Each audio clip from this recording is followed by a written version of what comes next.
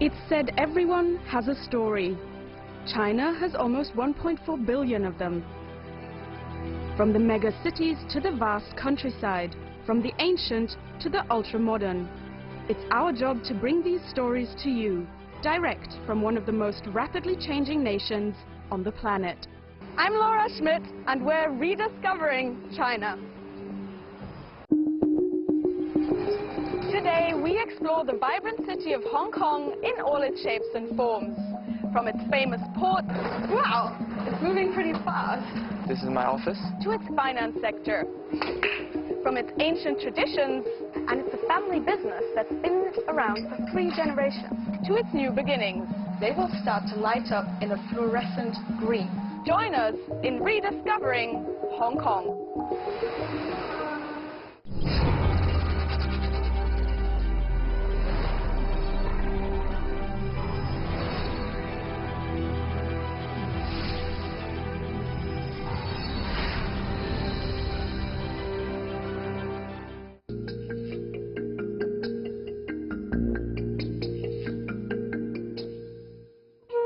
When Hong Kong became a British colony in 1842, it was just a sleepy fishing village of 7,000 people.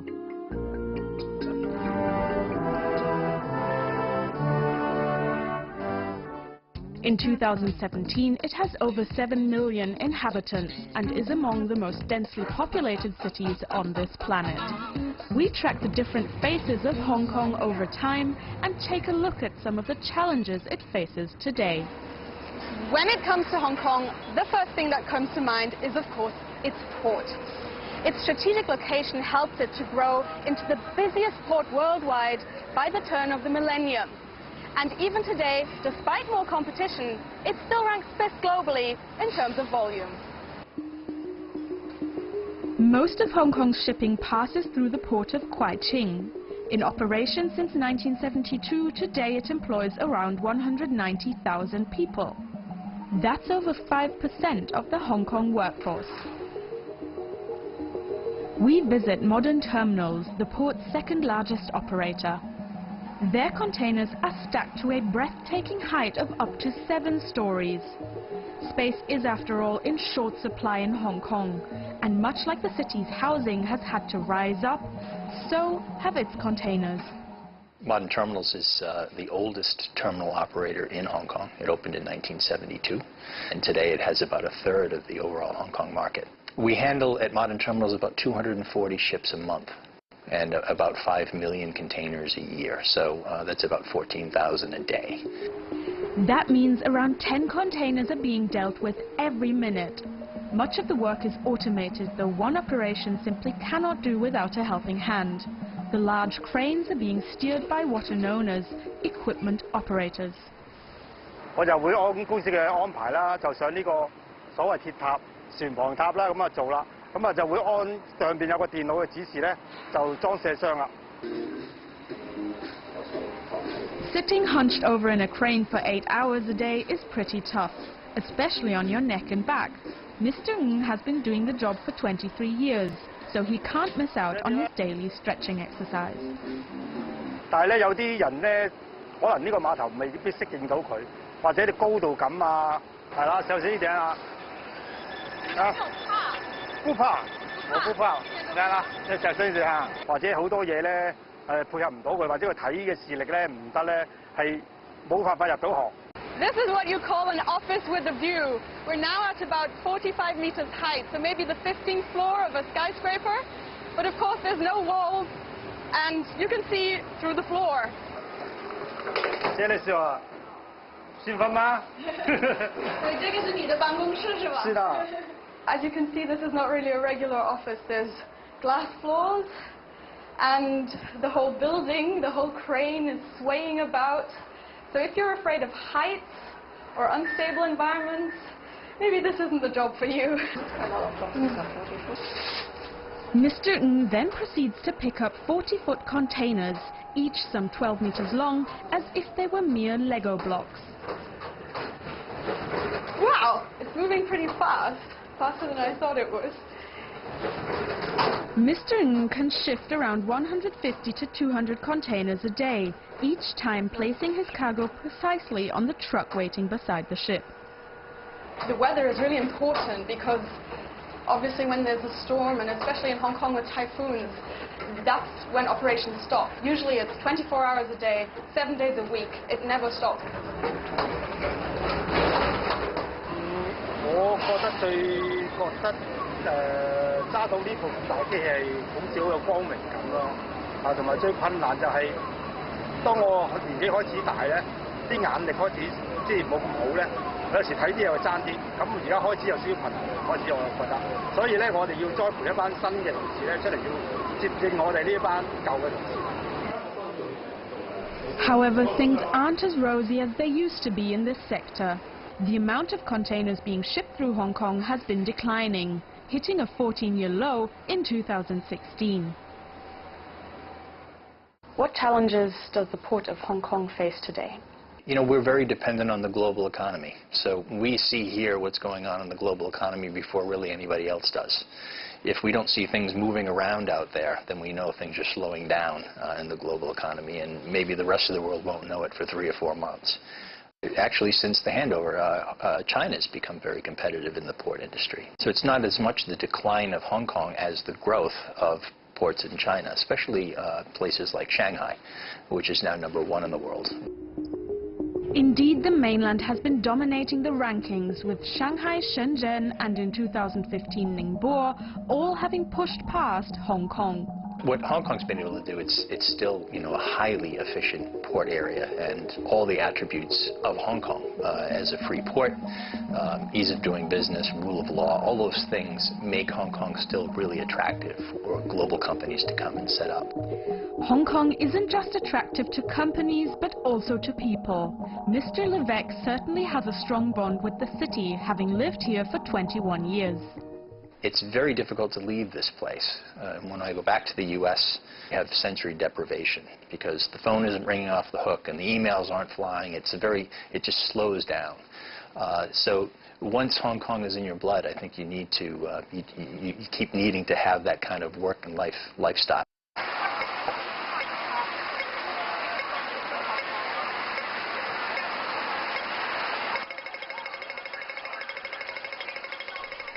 While Hong Kong seems like the high-speed train among cities, there are pockets where time has stood still. If only you know where to look.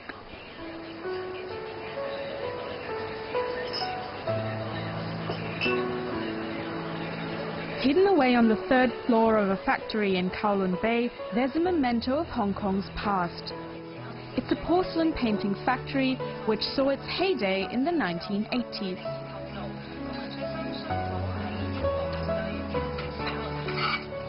So today we're going to visit Yuetong China Works. This is the only big manufacturer of hand-painted porcelain left in Hong Kong today. And it's a family business that's been around for 3 generations. Oh, see, I have to be really careful because there's porcelain everywhere. It's stacked so high. This style of painting has a history of over 300 years, originating in the Ming and Qing dynasties. Though today there are more modern patterns available as well. The current company owner is Joseph Cho, who took over the business from his father in 1968. This porcelain factory was established by my grandfather, Mr. Cho Loi Chong, in the year 1928. So our factory has almost 90 years of history. One of the company's most skilled painters is Mr. Tam. He has been doing this job for over 45 years and is the only highly skilled painter left at the company today. 就63年嚟香港嘅。那你当时为什么是过来的？當時環境問題啊嘛，有啲嘢好難講㗎，總之係環境問題。 Almost bursting at the seams, the colony of Hong Kong. It was a severe famine on the mainland that caused many people to seek refuge in Hong Kong during the 60s. They went on to become the backbone labor force of Hong Kong's manufacturing industry. 我喜歡嘅咧就係仿翻以前我哋出口嗰啲古董，當時為咗生活啊嘛。我哋工作或者生活啫嘛，以前。師傅你好，麻煩你今日教我畫畫。啊，你想畫什麼？什麼都可以。We decide to try a lotus flower. 手指背有毒，用手換。Move from the wrist. Okay. 嗱， Just move from the wrist.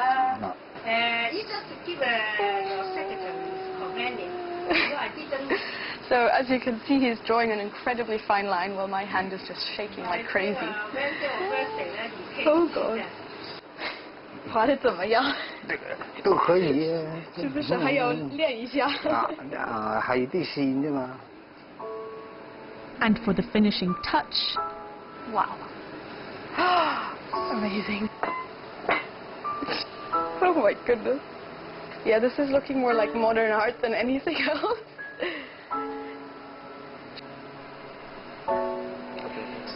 Quite an impressive work of art, don't you think?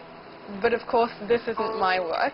I decided to go for slightly more modern interpretation, and that was on purpose, of course.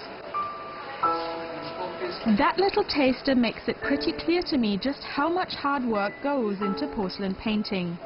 A complex Qing-style bowl takes Mr. Tam 2 weeks to paint. It's a slow process that is less and less valued in our fast-paced world. Between 1980 to 90, the porcelain business is very prosperous in Hong Kong.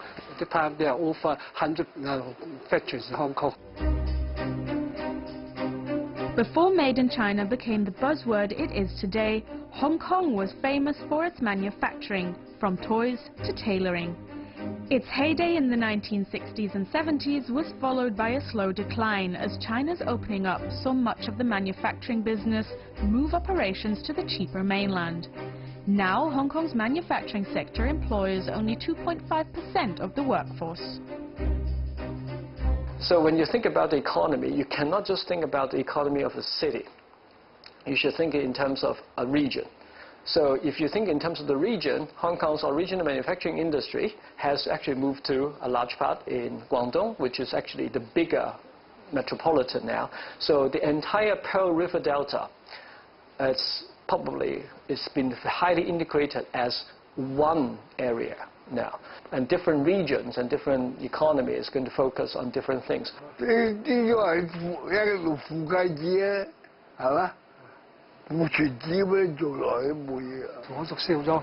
Even at the age of 92, Mr. Cho Sr. is in the shop every day, and so Joseph still has to work under the watchful eye of his father.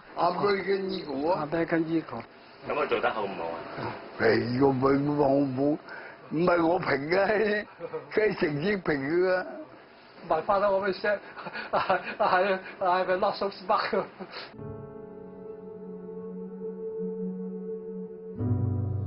I have been working in this factory over 45 years since I graduated from high school. But now my son is a dentist, the son of my brothers are lawyers. They have no interest to step into our shoes.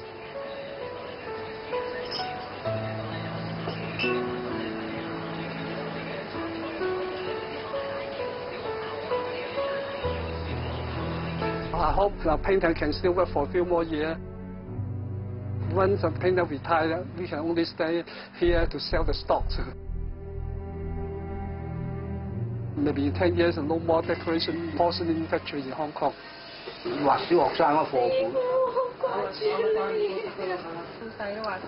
While the factories might be dying out, there are a handful of young people trying to keep the art of porcelain decoration alive. 我们就是很想让人家知道，就是香港有那么漂亮的手工艺。这里的东西也有很多的故事，它其實每一個圖案都是有特別的意義。因為我們就是覺得香港以後沒了會很可惜。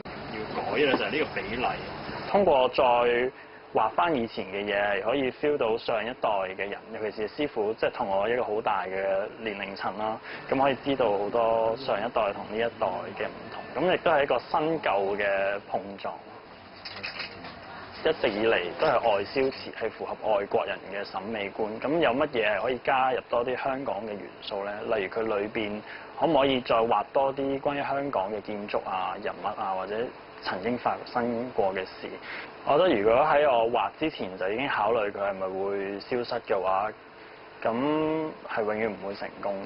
你只要 keep 住落去畫，你不斷咁創新，咁就會將來會有一條新嘅道路係for呢一個嘅瓷器咯。係啊。The young students are indeed adding a modern twist to their work using contemporary motifs. And while they only do it as a hobby, they are trying their best to keep this slice of Hong Kong history alive.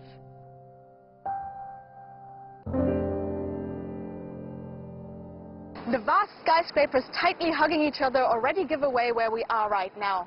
This is the heart of the banking sector of this city. It's China's Wall Street.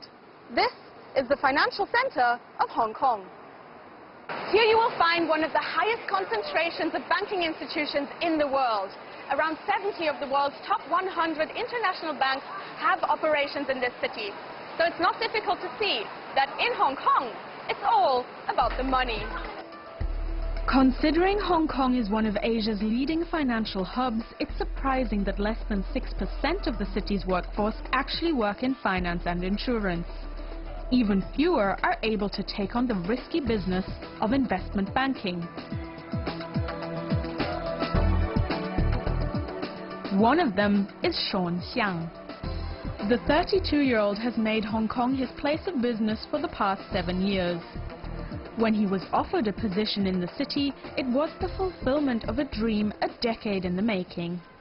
The first time I came to Hong Kong was 2001. At that time, I was a small town boy, haven't really lived in the mega cities in Beijing or Shanghai. I still clearly remember that I was standing in center, the American banking tower, watching the people working in front of me back and forth, and no one really stopped to even look at me.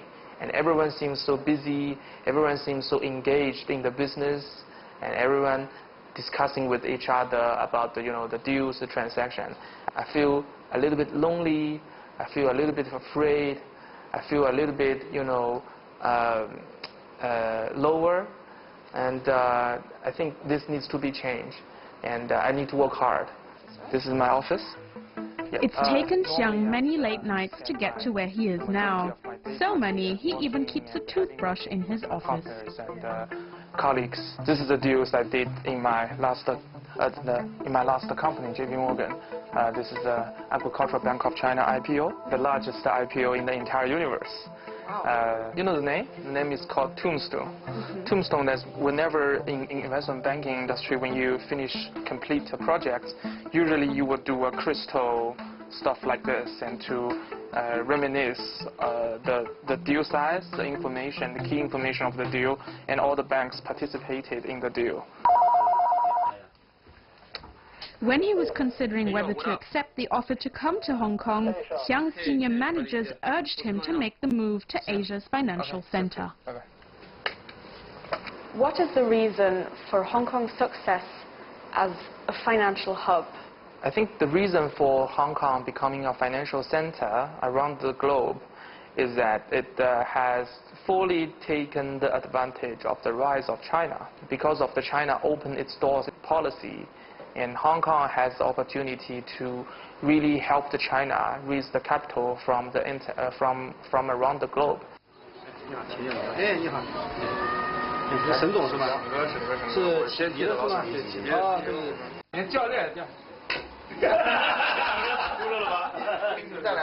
Xiang is having dinner with a group of investors and CEOs. This part of the job is as glamorous as one imagines. It's all about impressing people with pool skills and fancy dinners. In finance, it's people business. It's all about reputation and trust. People trusting you because of the institution you're working with, because of the reputation of your company. Trust is all the more important because of the unimaginable sums of money involved. Xiang later tells us they unexpectedly struck a deal that night worth almost $13 million. On the other hand, the risk is also big in this industry.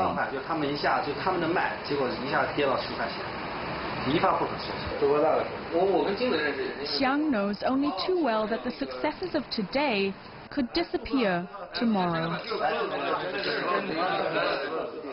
If we stay still, if we stay comfortable, things may become, less favorable for us.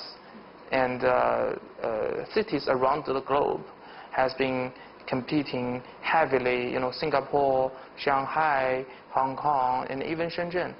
Competition is really good for any city, any person, and that reminds you of the potential risks you are facing.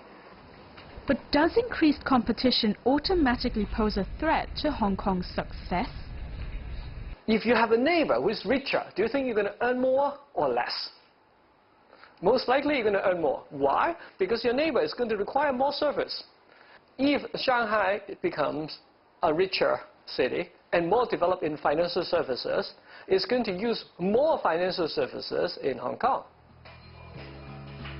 So a future with more competition, more opportunity, or maybe both? For Xiang, what's most important is never standing still. The next 10 years, he says, are all about building up the credibility of his company. At the end of the day, his success as an investment banker is built not on money alone, but on the people and their trust in him.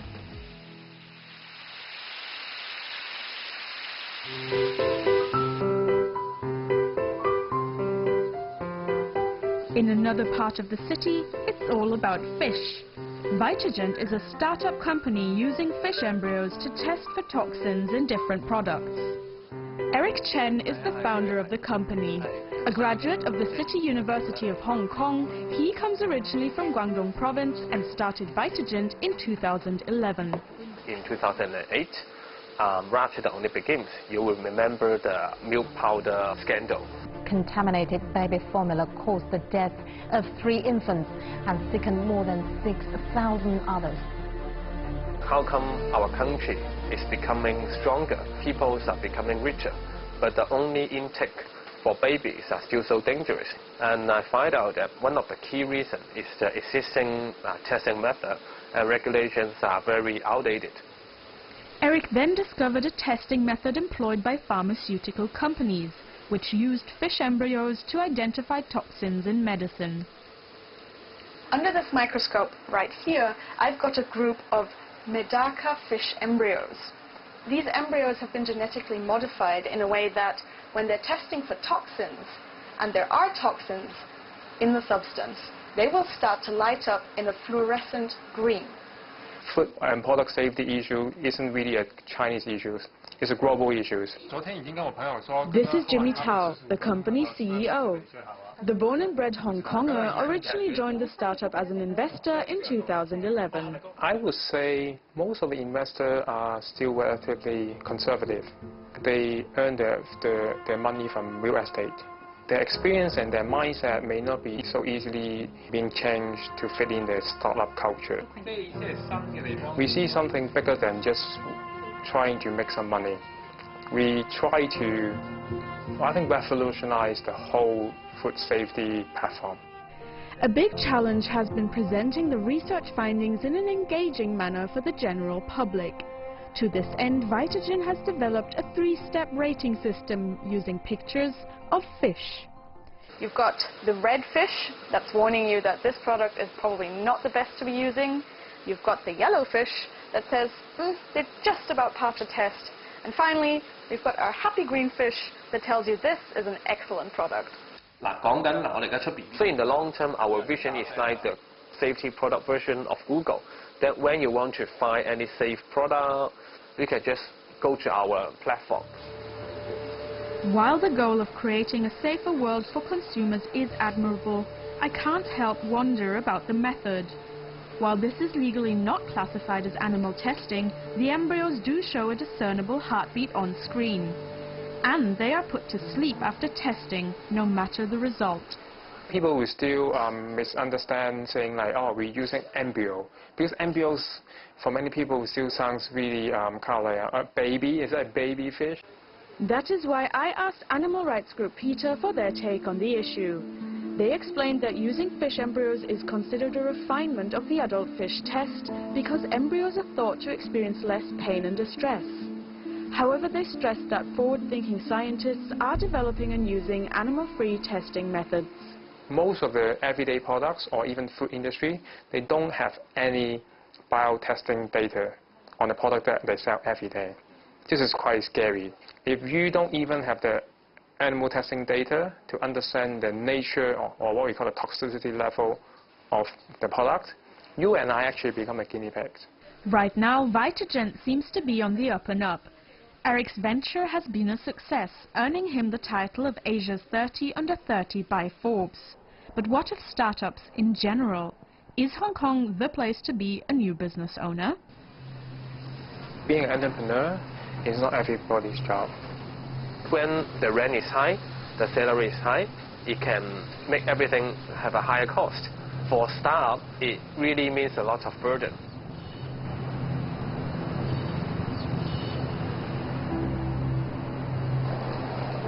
Housing prices are truly the bane of this city.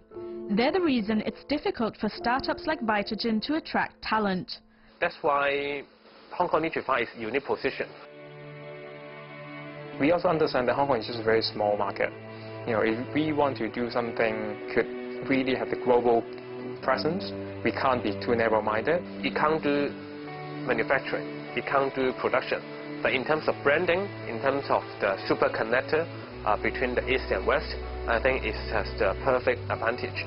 There is always the other side of one thing. They need to find a new growth engine, which is tech. If the government can have more subsidy, especially for staff in this category, for example, to have lower rent or free rent for staff, I think it can further boost the staff ecosystem.